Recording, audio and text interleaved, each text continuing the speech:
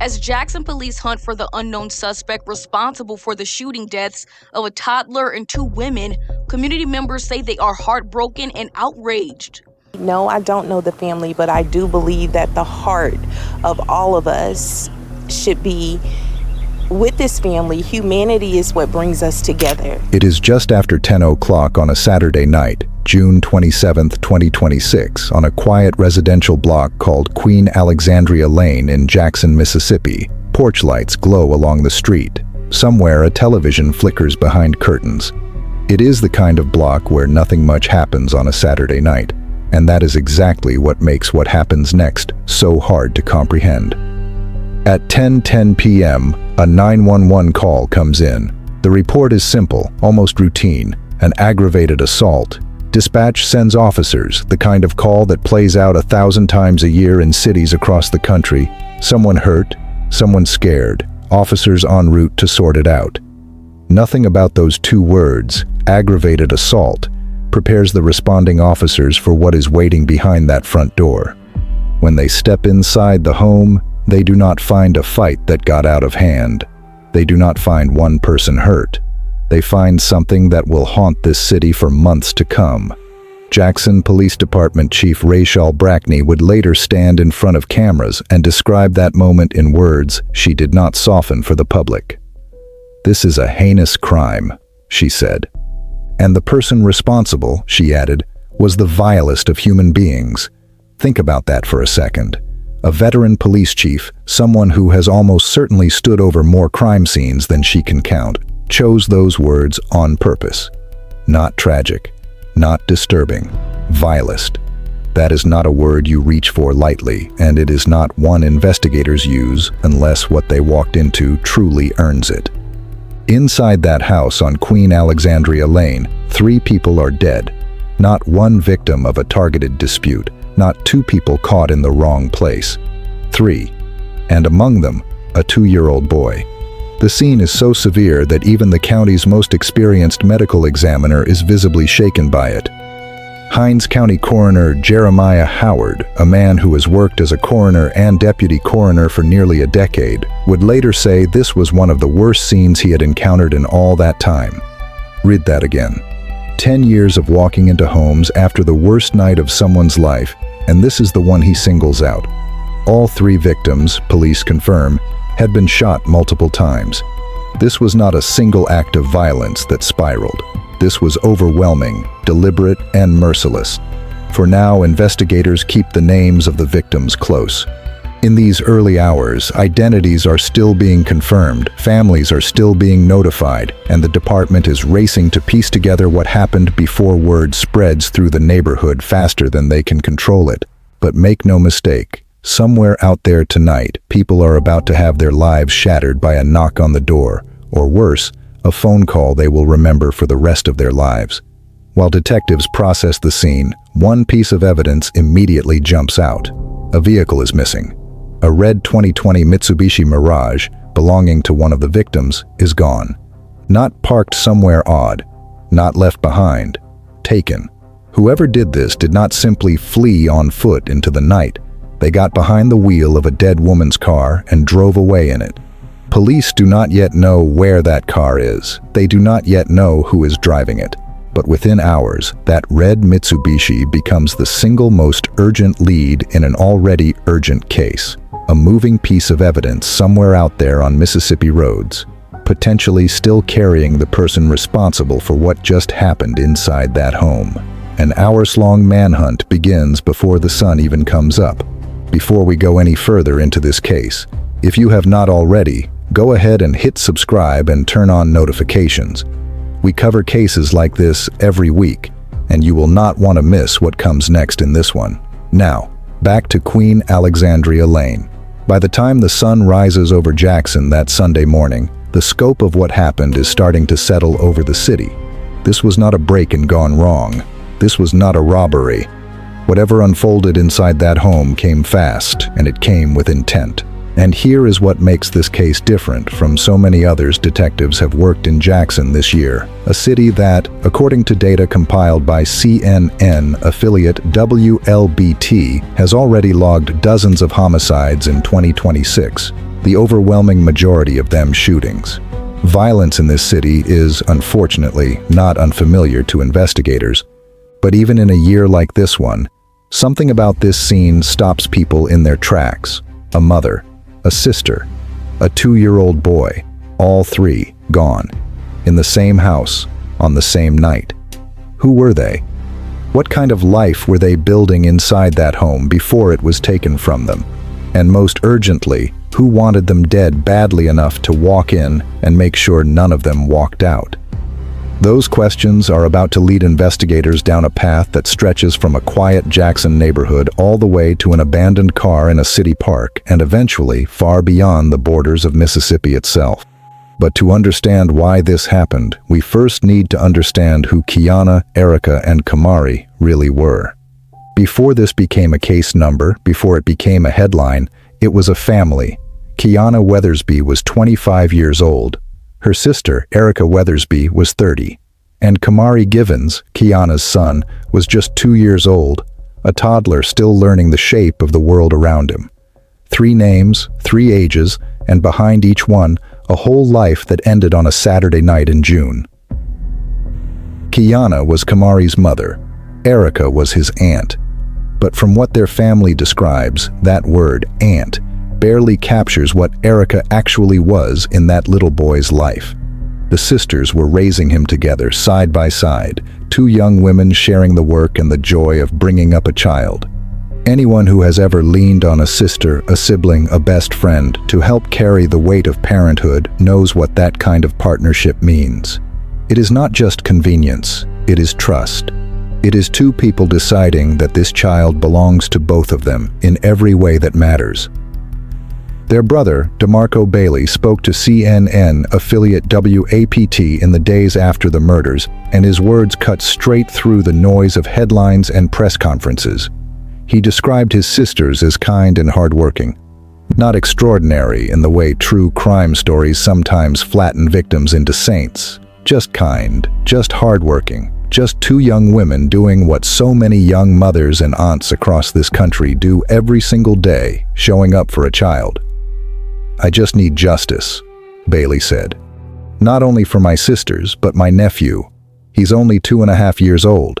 Come on now, a 2-year-old child. Sit with that for a moment. A grown man, a brother, forced to stand in front of a camera and explain to strangers why the death of a toddler he loved matters. It should not need explaining. And yet here we are. It is worth pausing on what an ordinary Saturday might have looked like inside that home before everything changed. We do not know the small details, what was playing on the television, whether Camari had already been put down for the night, whether the sisters were still up talking the way sisters do once the house goes quiet. What we do know is that this was a home built around raising a child together, in a city where, according to data compiled by CNN affiliate WLBT, a staggering majority of the homicides reported in 2026 were the result of a shooting. Jackson, like many American cities, has spent this year carrying a weight of violence that touches families far beyond any one crime scene. That backdrop does not explain what happened inside this particular home. It does not answer the question everyone, investigators included, is desperate to answer. But it does something else. It reminds us that this family was not living in isolation from the world around them. They were part of a community already bracing itself against loss long before this night added 3 more names to a list no one wants to keep. And the loss did not stay contained to one family.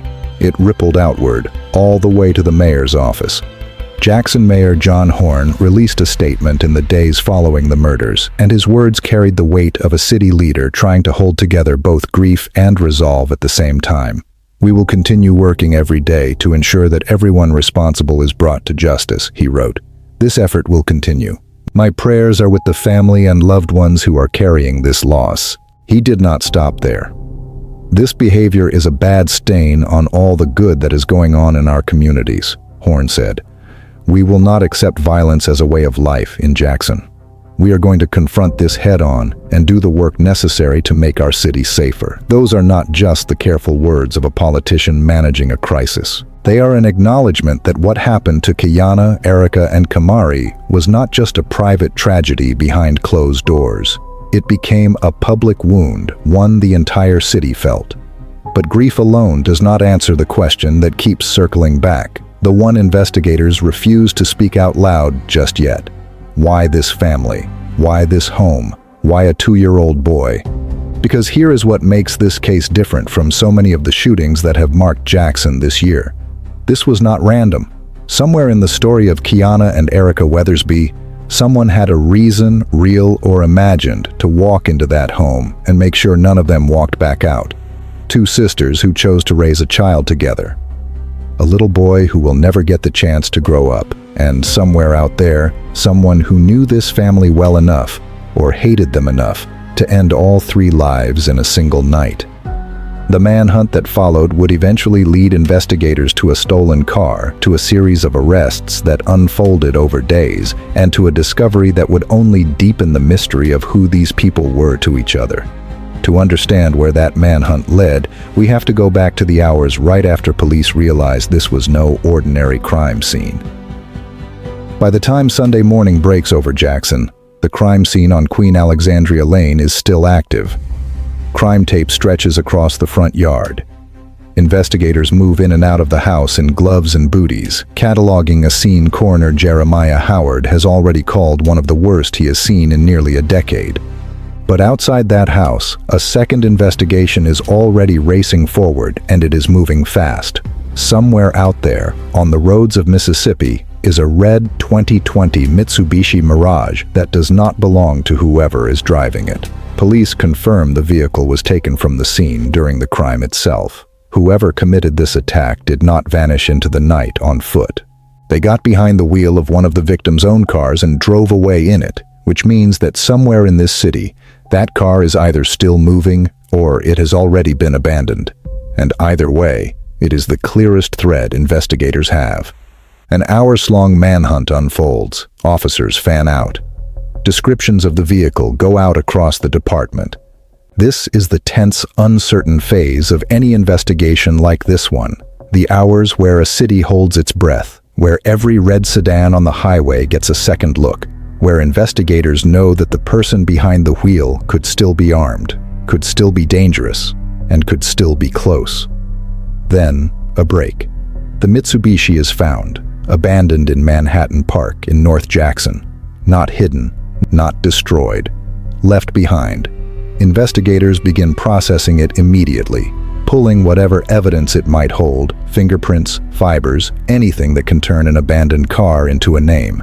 That name does not take long to surface. On Monday night, less than 48 hours after the bodies were found, police announced the first 2 arrests. Cornelius Carter and Jordan Carter, both 28 years old, are taken into custody. The 2 men share a last name, but police are clear. About one thing, they are not related to each other. Both are charged with capital murder. Both are denied bond. Here is where the case takes a turn that stops a lot of people in their tracks. According to CNN affiliate WLBT, Cornelius Carter was wearing an ankle monitoring device at the time of the shooting. Read that again. A man already under court-ordered supervision, already being tracked by the very system meant to keep the public safe, is now accused of walking into a home and helping end 3 lives, including a toddler's. If confirmed details bear this out in court, it raises a question that goes far beyond this one case. How does a monitored offender end up at the center of a triple homicide? And what, if anything, does that monitoring actually prevent? Carter's history with law enforcement did not begin here either. Records show he faced indictments back in April of 2015, accused of hitting 3 Jackson Police Department detectives with his vehicle. While he was later held on assault charges tied to that case, he was also charged with attempting to escape from the Hinds County Detention Center and causing damage to the facility in the process. This is not someone stepping into the system for the first time.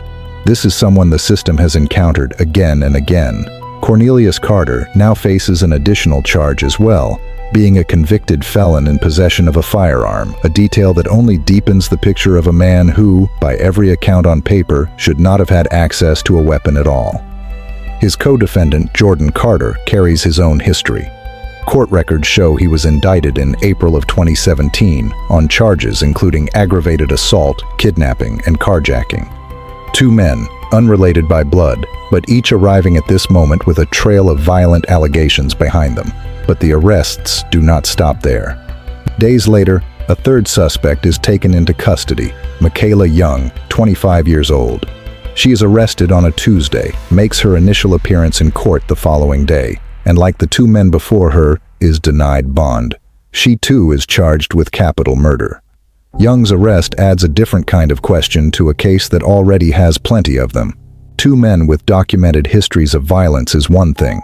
A young woman, the same age as Keyana Weathersby herself, now facing the same charge, is another. What was her role inside that home? Was she there when it happened? Did she know the victims? Police at this stage are not saying. 3 suspects in custody within a single week. A stolen car recovered. An ankle monitor that apparently monitored nothing that mattered. A woman charged alongside 2 men with violent pasts.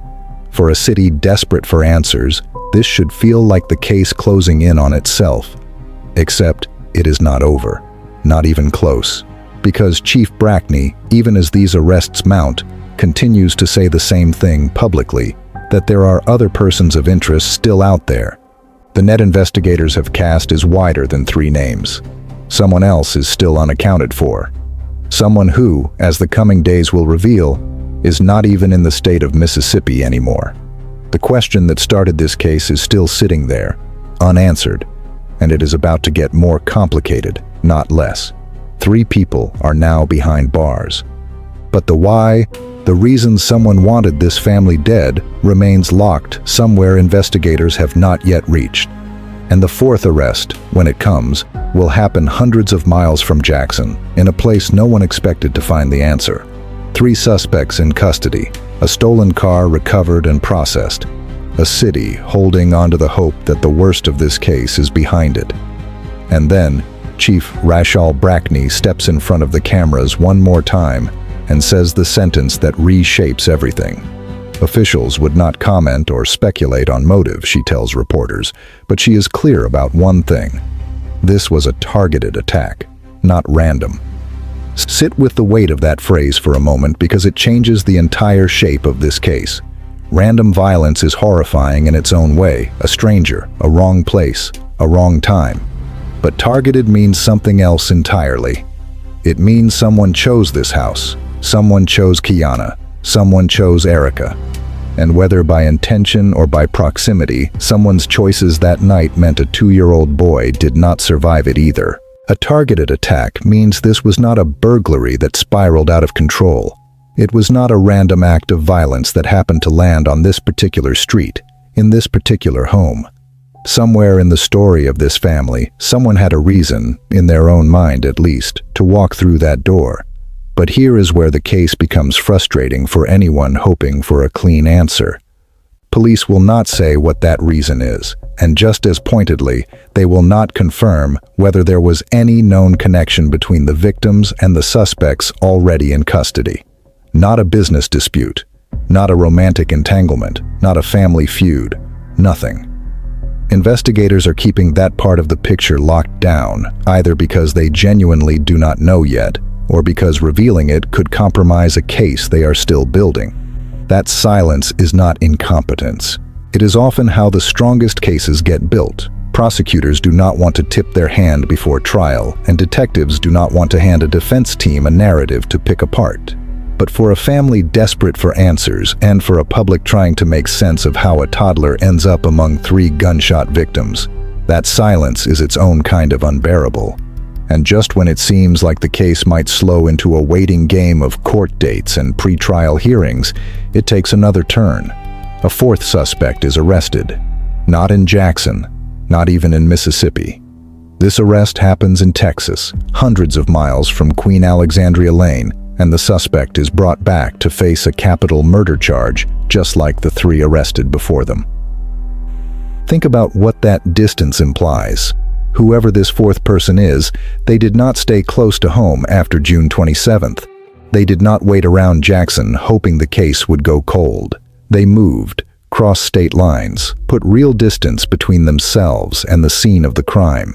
That is not the behavior of someone who believes they had nothing to hide. 4 people now charged in connection with the deaths of Keyana Weathersby, Erica Weathersby, and Camari Givens. 2 men with documented histories of violence. 1 woman whose role remains publicly unclear. And now, a 4th individual whose flight out of state suggests they understood exactly what they had done. 4 people is not a number that fits neatly into the story of a single enraged individual acting alone in a moment of rage. 4 people suggests planning. It suggests coordination. It suggests that whatever happened inside that home on June 27th was not the work of one person who snapped, but potentially the result of multiple people who, for reasons still not made public, decided this family needed to die that night. That is the deeply unsettling shape this case has taken. Not a single villain the city can point to and say, "There, that is the person responsible." Instead, a web of people, arrested days and even weeks apart in different states with different histories, all now facing the same charge for the same night. And still, underneath all of it, the human cost has not gone anywhere. DeMarco Bailey is still out there, still carrying the loss of 2 sisters and a nephew he says was only 2.5 years old. Mayor Horan is still making public commitments to a city that wants to believe accountability is coming. This behavior is a bad stain on all the good going on in our communities, he said, and he meant it as a promise as much as a description. But promises are not the same as answers. And as this chapter closes, the central question of this entire case is still sitting there, unresolved. 4 people charged, 0 public motive, a toddler among the victims, and police still saying even now that there may be other persons of interest they have not yet named. Somewhere between a quiet house on Queen Alexandria Lane, an abandoned car in a North Jackson park, and a 4th suspect caught hundreds of miles away in Texas, there is a reason all of this happened. Investigators know pieces of it. The public does not yet. What we do know is this: the legal process is now moving forward, 4 times over. And for the family left behind, that movement, however incomplete the answers still are, is the closest thing to justice they have right now. 4 people now stand charged with capital murder in connection with the deaths of Keyana Weathersby, Erica Weathersby, and Camari Givens. Cornelius Carter, Jordan Carter, Michaela Young, and a 4th suspect, arrested hundreds of miles away in Texas and brought back to face the same charge as the others. All 4 have been denied bond. All 4 are now moving through Hinds County's court system toward hearings, toward a trial that will eventually force at least some of these unanswered questions into the open. But here is the honest truth about where this case stands right now. It is not closed. Chief Brackney has said, even after 4 arrests, that the investigation continues and that other persons of interest have not been ruled out. That is not the ending true crime stories usually promise. There is no single culprit to point to, no tidy motive revealed in a final twist. What we have instead is a case still being built, piece by piece, inside a courtroom that has not yet had its say. There is one detail from this case that deserves to sit with us a little longer than the rest. Cornelius Carter, according to WLBT, was wearing an ankle monitor on the night of the shooting. A man already under the supervision of the courts, already being tracked by a system designed, at least in theory, to prevent exactly this kind of harm, is now accused of taking part in the deaths of 3 people, one of them a toddler. This is not about assigning blame to any single officer or agency. It is about asking the question a lot of people in Jackson, and honestly a lot of people watching this story unfold from far outside Mississippi, are now asking too.